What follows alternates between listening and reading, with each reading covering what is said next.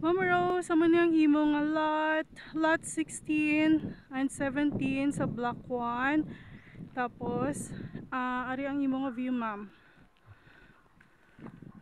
Hindi lang kita nang gawa kay natakpan sang kahoy. Tapos, amo ni ang aton nga road. Yan.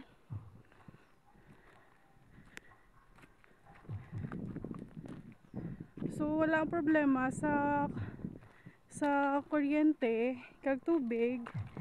Kay lapit lang gid, ma'am. May mga panimalay na sa palibot.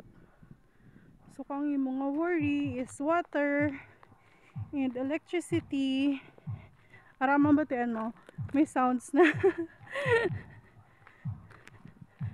Ara siya, ma'am.